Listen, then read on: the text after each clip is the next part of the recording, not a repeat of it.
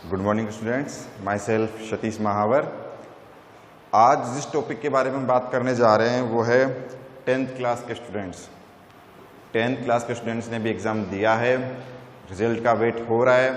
तो सबसे पहले मेरी तरफ से आप लोगों को best of luck for your result. अब जब आपका रिजल्ट आ जाएगा या उससे पहले कुछ बच्चों ने डिसाइड कर रखा है कि हमें साइंस मैथ लेना है, कॉमर्स लेना है, आर्ट्स लेना है, किसी के एम्बिशन ड्रीम्स पहले से फाइनल हैं कि मुझे आगे जाके डॉक्टर बनना है, इंजीनियर बनना है, मुझे सीए का एग्ज़ाम क्वालिफाई करना है, मुझे यूपीएससी क्रैक करना है। ठीक है बेटा, तो सब ने अपना अपना सोच रखा है पहले से। और फिर भी जिन लोगों ने अभी तक नहीं सोच रखा या जिन्हें काउंसलर की ज़रूरत है, तो एज ए काउंसलर आज मैं आपको गाइड करता हूँ। अब I am a faculty of mathematics, तो मैथ में क्या क्या स्कोप है, आप आगे जाके क्या क्या कर सकते हैं मैथमेटिक्स के अकॉर्डिंग। ठीक है, आफ्टर 12th जब आप 11th-12th पास कर लेंगे तो आगे लिए आपके लिए क्या स्कोप है 11th-12th के बाद, तो उस बारे में डिस्कस करेंगे। फिर हम मैथ्स के पार्ट्स के बारे में डिस्कस करेंगे कि मैथ्स के कितने पार्ट्स हैं, मैथ्स कितने पार्ट्स में डिवाइड है, कौन कौन से उसमें टॉपिक्स हैं, कौन कौन सी बुक्स आती हैं 11th-12th में। ठीक है, क्या कंटेंट्स पढ़ेंगे हम, तो आज उस बारे में डिस्कस करने जा रहा हूँ, तो ध्यान से देखना बेटा। ठीक है, और कोई भी डाउट हो, कोई भी क्वेरी हो तो आप मुझसे कह सकते हैं। तो सबसे पहले बात करते हैं स्कोप की, और हम बात करते हैं पीसीएम और पीसीबी की। ठीक है बेटा, तो बेसिकली सबसे ज्यादा बात करेंगे हम पीसीएम की, क्योंकि फिजिक्स, केमिस्ट्री और math, because I am a faculty of mathematics. तो स्कोप की बात करें तो सबसे पहले मैं आपको बताना चाहूंगा बेटा कि हर बच्चे का ड्रीम होता है आईआईटी। ठीक है बेटा, कि सर ये क्वालिफाई हो जाए तो जो इंडिया में 7 बेस्ट आईआईटीज हैं उनमें से किसी एक में एडमिशन हो जाए तो मैं सक्सेस हो जाऊंगा, अगर मुझे इंजीनियरिंग करनी है तो। वैसे हर बच्चा क्या चाहता है कि 11th-12th के साथ ही मेरी आईआईटी क्रैक हो जाए और मुझे एक अच्छा सा कॉलेज मिल जाए, एक अच्छा सा इंस्टीट्यूट मिल जाए जहां जाके मैं 4 साल की बीटेक कर सकूं। ठीक है, तो ये पहला एग्जाम हुआ, पहला ड्रीम हर बच्चे का। सेकेंड, जो आजकल नॉर्मली हर बच्चा एग्जाम फाइट करता है, केवीपीआई। 10th क्लास में आपने एक एग्जाम का नाम सुना होगा, एनटीएससी बेटा, नेशनल टैलेंट सर्च एग्जामिनेशन। ठीक है, तो उसी का नेक्स्ट पार्ट है। जो बच्चा 10th में क्वालिफाई नहीं कर पाता उसके लिए 11th-12th में और 1 साल का गैप, और 11th-12th और 1 साल टारगेट, ये केवीपीआई का एग्जाम होता है, किशोर वैज्ञानिक प्रोत्साहन योजना।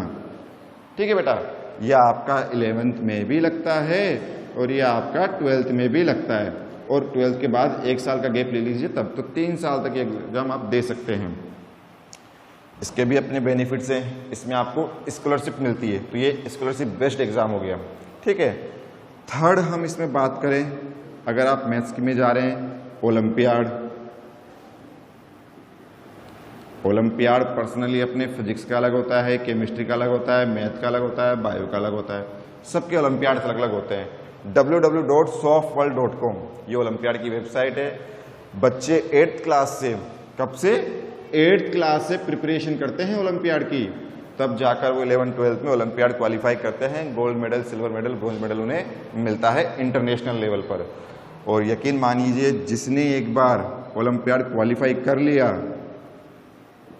जिसने क्वालिफाई कर लिया, तो आप मान के चलिए इंडिया की 2, एक डीआरडीओ और एक इसरो, ये दोनों रिसर्च सेंटर हैं। डीआरडीओ में आपके मिसाइल्स बनती हैं, सब कुछ होता है, और ISRO Indian Space Research organisation.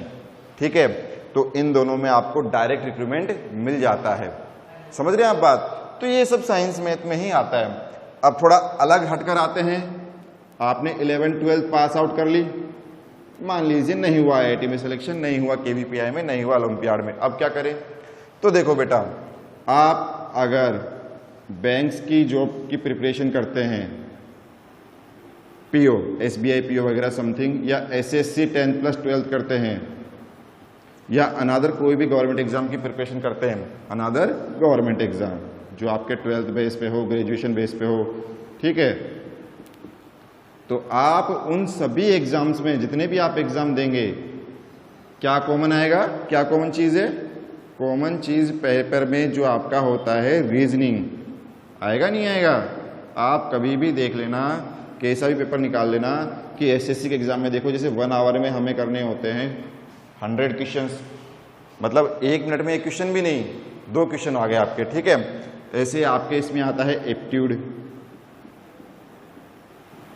Third आपका आ जाएगा जनरल साइंस, जिसमें आपकी फिजिक्स, केमिस्ट्री, बायो आ गई, और एक आपका जीके आ जाएगा, और जीके के साथ किसी किसी एग्जाम में इंग्लिश भी आ जाती है, ठीक है। तो मेनली ये 2 चीज तो आती ही आती है, रीजनिंग और एप्टीट्यूड। अब एप्टीट्यूड की बात करें तो ये आपकी मैथ्स होती है 8, 9, 10 की, कुछ 11th की भी होती है, कुछ 12th की भी होती है, मतलब ओनली मैथमेटिक्स होती है। जैसे आपने पढ़ा है simple interest, compound interest, average, percentage, time and work, बहुत कुछ, ठीक है। ज्योमेट्री आ गई, ट्रिग्नोमेट्री आ गई, वो सारा का सारा आपका एप्टीट्यूड में आ जाता है। जैसे जैसे एग्जाम का लेवल बढ़ता जाता है वैसे वैसे एप्टीट्यूड बढ़ता जाता है। Reasoning, coding, decoding, series, number series, analogical, analytical, data interpretation, काफी टॉपिक्स होते हैं, वो सारे के सारे रिलेटेड होते हैं मैथ से, ठीक है। सारे के सारे मैथ से कैसे रिलेटेड हुए, अगर आप में से या आपका कोई बड़ा भाई, छोटा भाई, जो भी है, अगर किसी ने प्रिपरेशन की हो तो आपने देखा होगा, अगर किसी ने आर्ट्स लेके बीए कर रखा हो तो वो आपको कोचिंग करते हुए मिल जाएंगे। टोंक फाटक, राजा पार्क, लालकोटी, वो किसकी कोचिंग करते हैं? वो इनकी कोचिंग करते हैं, रीजनिंग और एप्टीट्यूड की। क्यों करते हैं? क्योंकि उन्होंने 10th में मैथमेटिक्स पढ़ी, उसके बाद मैथ से उनका कोई रिलेशन नहीं, मैथ से रिलेशन खत्म, तो उनको रीजनिंग एप्टीट्यूड में वीक होते हैं, वो बिल्कुल कर नहीं पाते, उसको अटेम्प्ट नहीं कर पाते। तो इसी वजह से अगर आप 11th 12th में साइंस में लेते हैं तो आगे गवर्नमेंट एग्जाम में आपको इतने बेनिफिट हैं कि आपका पहला एग्जाम इजीली क्वालिफाई हो जाएगा जब आप 12th पास आउट होके निकलेंगे, ठीक है बेटा। तो ये स्कोप है मैथ का, आपके लिए चारों तरफ से दरवाजे खुले हैं। अगर ये आपकी मैथमेटिक्स है, ये आपकी मैथ्स है, आपने 11th 12th में मैथ से पास आउट कर लिया अपने आप को, नहीं हुआ सिलेक्शन तो कोई बात नहीं, आगे जाके आपके लिए हर तरफ दरवाजे हैं, आप कहीं भी एंट्री कर सकते हैं मैथ के बच्चे होके, समझ रहे हैं? आप कहीं भी एंट्री कर सकते हैं सराउंड में, आपके लिए हर जगह ऑप्शन है, बिकॉज आपने मैथ ले रखी थी। अब मैथ है क्या? मैथ कितने पार्ट्स में डिवाइड है? क्यों बच्चे डरते हैं मैथ से? ऐसा क्या है मैथमेटिक्स में? मैथ्स के नाम से बच्चे डरते हैं, और मोस्टली बच्चे क्या करते हैं? बायोलॉजी ले लेते हैं। जो बच्चे अच्छे होते हैं 70, 85 या अपर परसेंटेज बनाते हैं, तो वो क्या करते हैं? मैथमेटिक्स से भागते हैं दूर। क्यों भागते हैं? वो सोचते हैं अरे यार 10th में तो समझ में आई नहीं, आगे क्या समझ में आएगी? तो बेटा ऐसा कुछ भी नहीं है। आपने 10th तक जो मैथ पढ़ी, कहाँ तक? 10th तक। बेटा उसमें चलता है रट्टाफिकेशन, रटते हो आप। आपसे मैंने कहा कि कोई भी आप ले लीजिए थ्योरम वाला चैप्टर, आप कहोगे अरे सर कितनी रटवाओगे, 100 थ्योरम हो गए सभी चैप्टर मिला के, कितनी रटे हम? तो बेटा वो थ्योरम्स तो समझने की भी होती है और उसको याद भी करना पड़ता है, आपको लर्न भी करना पड़ता है, क्योंकि एक भी स्टेप अगर आप भूले तो वो पूरी की पूरी आपके माइंड से स्लिप हो जाती है। लेकिन बेटा 11th 12th में ऐसा नहीं है, 11th 12th में ऐसा नहीं है। यहाँ मैथमेटिक्स अलग है, यहाँ डिफरेंट मैथमेटिक्स है। यहाँ मैथ्स के जो पार्ट्स हैं 4, वो पढ़ते हो आप अलग अलग। पहला आ जाता है आपका एलजेब्रा, सेकंड आपका आ जाता है बेटा कोऑर्डिनेट ज्योमेट्री,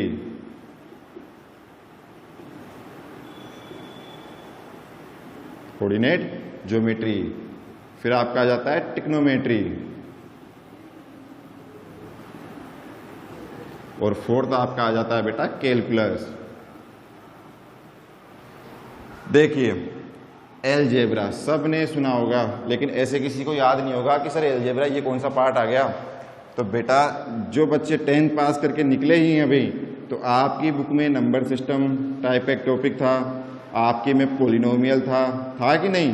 पढ़े थे हमने, ठीक है।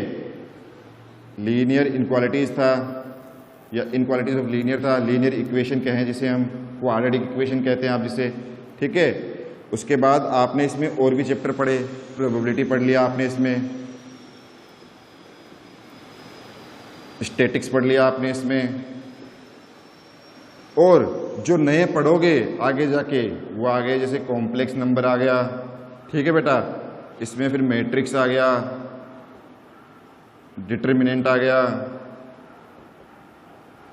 और भी है बीटी, बायनोमल थ्योरम आ गई, ठीक है, कॉम्प्लेक्स नंबर आ गया, परम्यूटेशन पी एंड सी आ गया, परम्यूटेशन कॉम्बिनेशन आ गया।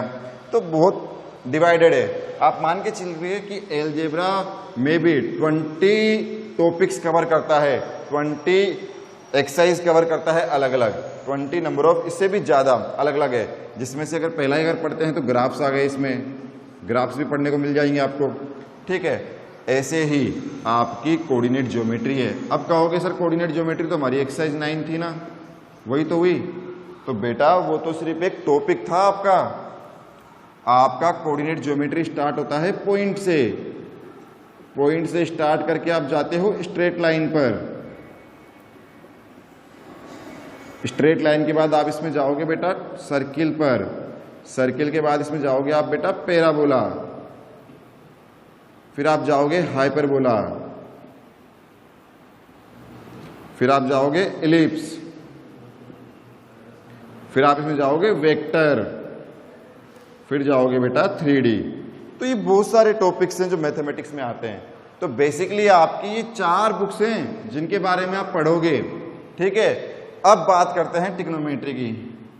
तो ट्रिग्नोमेट्री आपकी ऐसा नहीं कि सर जी 9th में भी ट्रिग्नोमेट्री पढ़ी और 10th में भी एक्सरसाइज हमने पढ़ी, ठीक है, 7th वाली ट्रिग्नोमेट्री जिसमें LHS RHS प्रूफ करते हैं। तो बेटा वो प्रूफ करने वाले क्वेश्चंस गए अब, ठीक है। यहां आपकी ट्रिग्नोमेट्री सिंपल वाली ट्रिग्नोमेट्री आती है।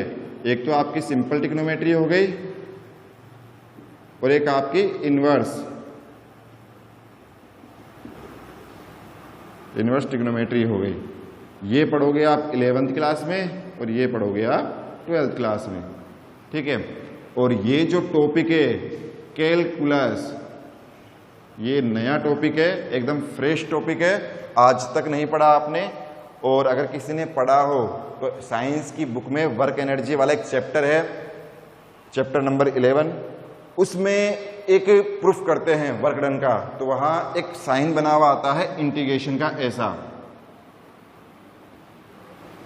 ठीक है। तो उस साइन इंटीग्रेशन का वो इंक्लूड होता है कैलकुलस, वो कैलकुलस का पार्ट होता है, अगर किसी को याद हो, ठीक है। तो कैलकुलस बेसिकली 2 ही पार्ट से मिलकर बन गया, एक डिफरेंशिएशन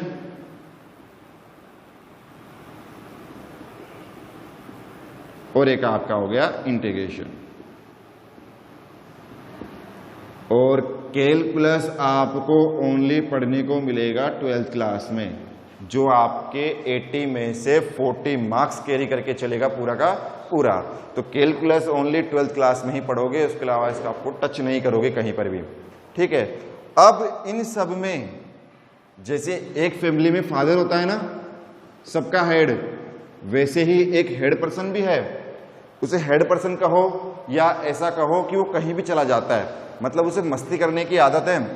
मस्ती करने कैसे कि आपने मैथ में 4 पार्ट पढ़ लिए, sir first, sir second, sir third, sir fourth. तो ये जो थर्ड वाला पार्ट है, कौन है थर्ड वाला? ट्रिग्नोमेट्री। जिसे आप फादर भी कह सकते हैं या एक ऐसा पर्सन जिसको मस्ती करने की सोचती है हमेशा। मस्ती करने की कैसे? इसकी आदत बहुत खराब है बेटा। ये क्या करता है, ये इसमें भी घुस जाता है बीच में आके, ये इसमें भी एंट्री मार लेता है, और ये पूरा का पूरा यही है कि जब तक ट्रिग्नोमेट्री नहीं पढ़ोगे ना तो कैलकुलस तो बिल्कुल भी नहीं आएगा। तो मतलब ट्रिग्नोमेट्री क्या हुआ, आप ट्रिग्नोमेट्री को बेस कह सकते हैं। इस थर्ड नंबर वाले ट्रिग्नोमेट्री को क्या कहेंगे? इन तीनों के लिए बेस कहेंगे। बेस भी कह सकते हैं या कह सकते हैं कि ये वो पर्सन है जो इन तीनों में धूम मचा देता है, कि इसके बिना ये तीनों कुछ भी नहीं है।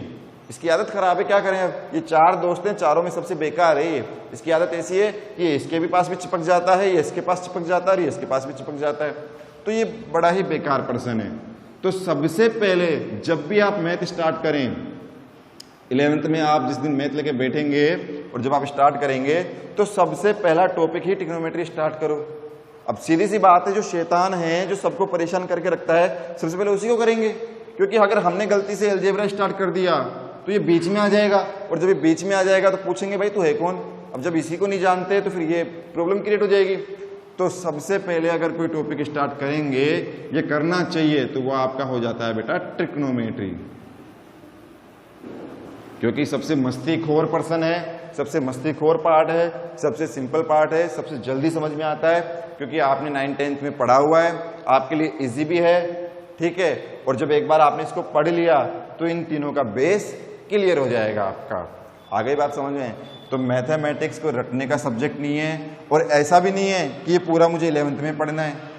आधे टॉपिक 11th में आते हैं, आधे 12th में आते हैं, जिसमें से एक पार्ट कैलकुलस तो आपका पूरा ही 12th में आता है। इसको 11th में हम टच नहीं करेंगे।